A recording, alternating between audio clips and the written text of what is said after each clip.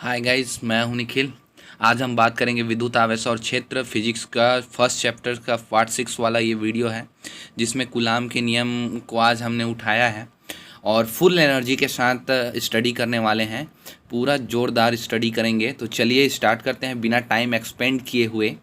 और कोई सा भी डाउट हो तो कमेंट सेक्शन में तुरंत पूछिएगा पढ़ने के बाद, इस वीडियो को देखने के बाद, ताकि हम तुरंत उस डाउट को क्लियर कर सकें, आप स्टडी क्लियर कर पाओ, इसलिए ये वीडियो बनाया जा रहा है। Let's start now. कूलाम का नियम। कूलाम का नियम कहने का मतलब, कूलाम एक वैज्ञानिक का नाम है। कूलाम एक वैज्ञानिक थे जो कि एक भौतिक शास्त्री थे, फिजिक्सियोलॉजिस्ट थे। उन्होंने 1736 से 1866 के बीच दो आवेशों के बीच लगने वाले बल के लिए एक प्रयोग किया, एक्सपेरिमेंट किया, और उसी एक्सपेरिमेंट्स के आधार पर उन्होंने एक उनके बीच लगने वाला जो बल है उसके लिए एक नियम दिया। उसी नियम को हम लोग कूलाम के नियम से जानते हैं। यह नियम दो बिंदु आवेशों के लिए लागू होता है।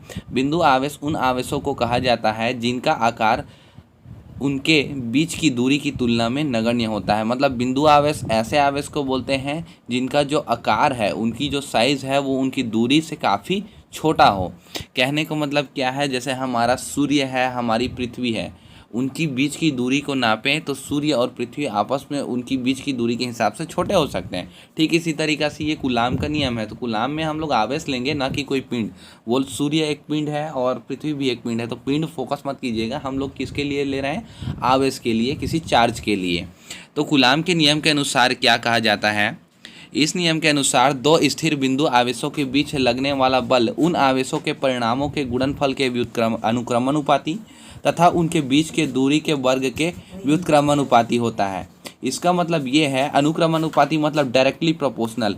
मान लीजिए दो आवेश हैं, जैसे कि यहाँ पर है Q1 एक आवेश है और Q2 आवेश है। इनके बीच जो लगने वाला बल है, इनकी बीच की दूरी हम मान लेते हैं R।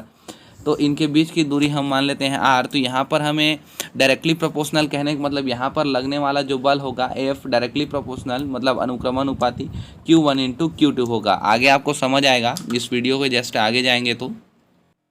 यहाँ पर मैंने एक डायग्राम क्रिएट किया हुआ है ऑलरेडी। यार इस डायग्राम के थ्रू आप लोगों को पता चलेगा कि दो आवेश है Q1 और Q2, जिसकी बीच की दूरी R है। यहाँ पर जो लगने वाला बल है वो F है, और इसी बल को हम लोग को कैलकुलेट करना है। यही क्या है? कूलाम का नियम है। कूलाम के नियम अनुसार ये बोला जाता है कि उनके बीच की दूरी मतलब क्या है? उनके बीच की दूरी के वर्ग के व्युत्क्रमानुपाती मतलब 1/r²।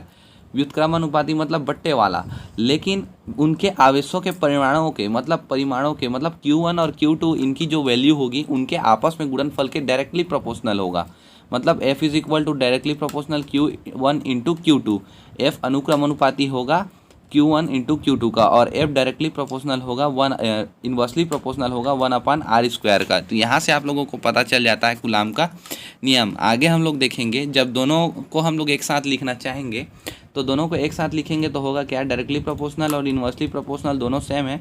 हम लोग इनको क्या करते हैं? एक साथ लेते हैं। तो F is equal to Q1 into Q2/r² हो जाता है। उसके बाद जब भी हम लोग किसी भी अनुक्रमानुपाती हो या फिर व्युत्क्रमानुपाती हो, उसको हम लोग हटाते हैं तो उसके लिए एक नियतांक। कभी भी अनुक्रमानुपाती या व्युत्क्रमानुपाती को हटाते हैं तो हमेशा हम लोग एक नियतांक का यूज़ करते हैं। उसको बराबर में परिवर्तित करने के लिए हमेशा हम एक नियतांक का यूज़ करते हैं। और यहाँ पर हम लोग एक नियतांक लिए हैं K। ये एक हमारा नियतांक है। यहाँ पर इस K के वैल्यू को अगर देखें तो वायु या निर्वात में जो कोई K का जो वैल्यू है, जिसका मान होता है K इज इक्वल टू 1/4πε0 होता है। यहाँ पर E0 ऐसा कुछ दिया हुआ है, इसको हम लोग एप्सिलॉन पढ़ते हैं और जीरो को जीरो ही पढ़ा जाता है। तो ध्यान दीजिएगा, ऐसा दिया रहेगा तो उसको हम लोग एप्सिलॉन बोलते हैं। यहाँ पर अपन K का वैल्यू रखेंगे तो कुछ जो फार्मूला है वो इस तरीक़ा से चेंज हो जाता है। K का वैल्यू जब यहाँ से हम लोग पुट कर दें तो 1/4πε0 हो जाता है। F is equal to 1/4πε0 Q1 into Q2/r² हो जाता है। और ये था हमारा कूलाम का नियम। और इससे मेरे ख्याल से आप लोगों को समझ आ गया होगा। इसमें कोई सा भी डाउट हो तो कमेंट सेक्शन में आप डाउट को क्लियर कर सकते हो। आपके कमेंट का जवाब या रिप्लाई दिया जाएगा। Thank you.